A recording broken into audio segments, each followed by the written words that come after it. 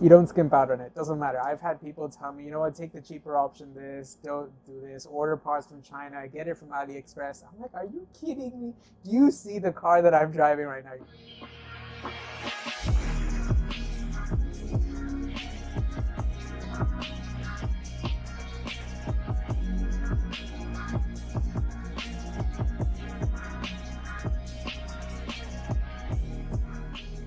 Yeah, so it started back, this was first year in uni, and I didn't have my license then.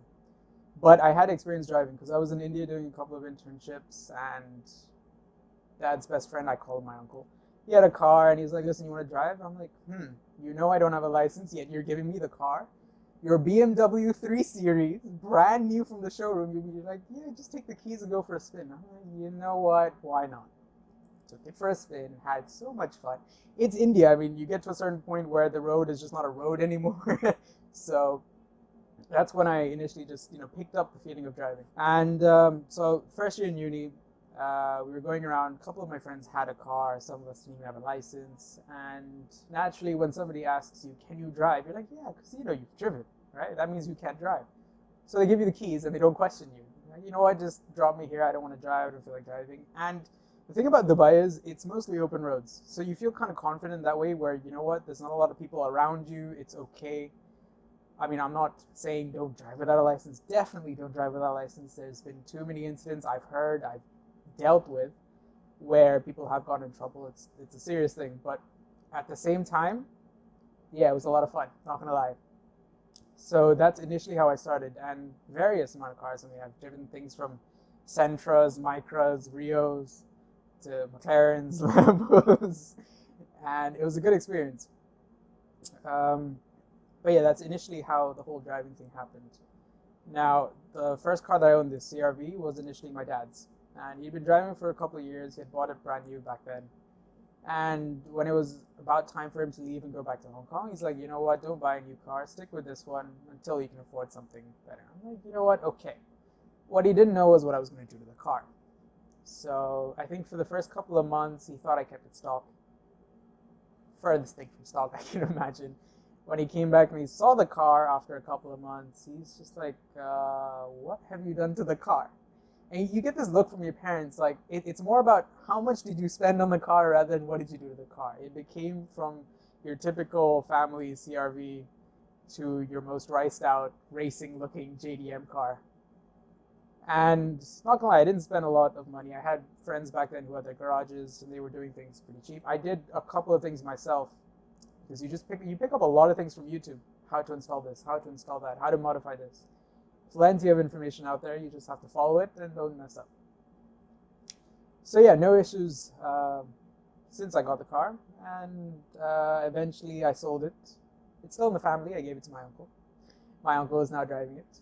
Uh, he had to remove a couple of things for passing, such as the lights and the tint and passing related issues, but he still drives it. It drives perfectly, and I'm not gonna lie, if you want your first car to drive forever, Toyota, Honda, Nissan. Don't pick anything else. It'll last you forever. We've had a Prado in the family. We've had a Camry in the family. CRV, Pilot. There's a pattern there, quite obviously, and it's basically pick your Japanese car.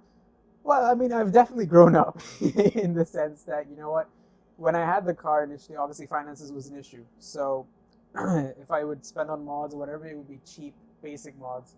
I would mostly look for things that I could do myself.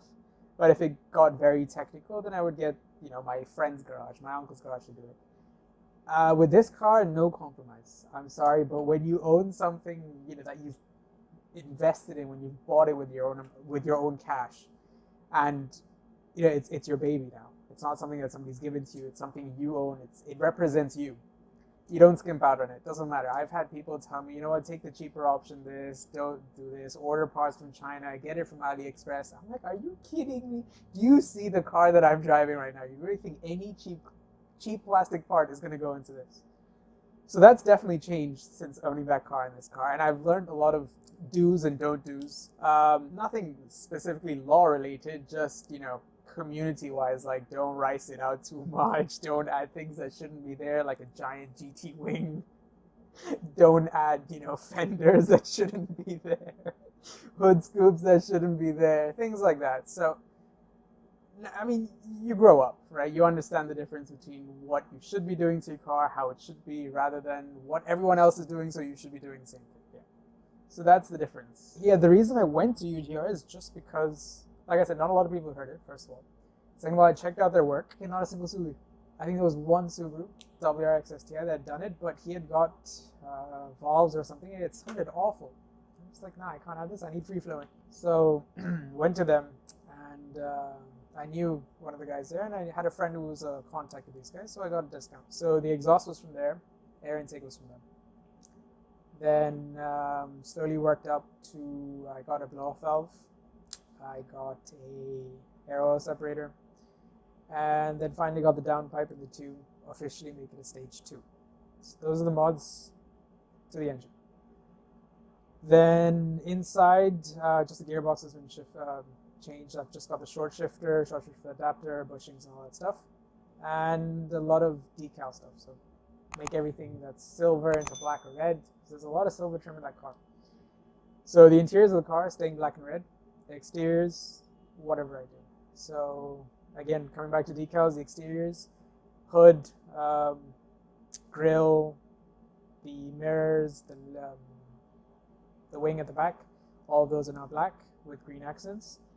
The tire caps are green as well.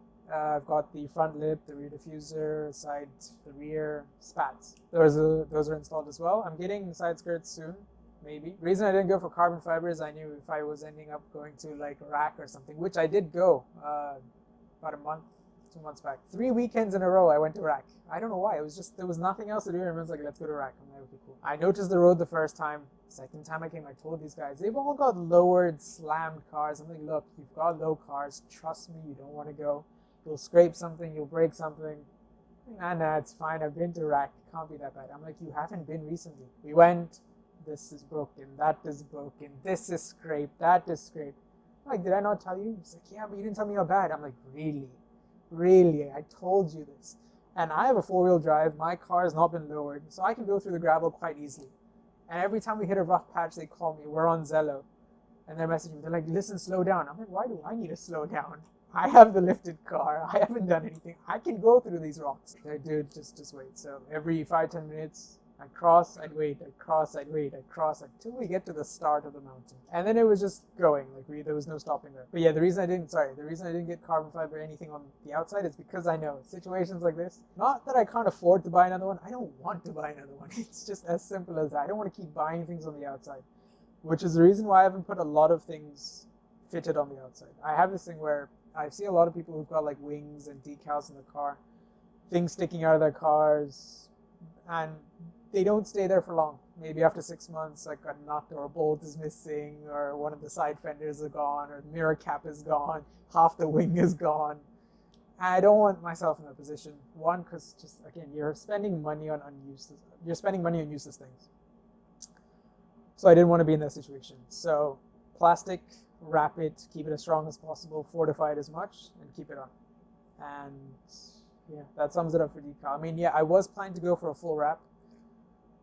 But the thing is, I never came up with the final design. Every time I go to somebody, tell them a design, a week later, I'm like, I don't want that anymore, I want something else. Or I see somebody on Insta who has the same thing. I'm like, nope, not happening, next.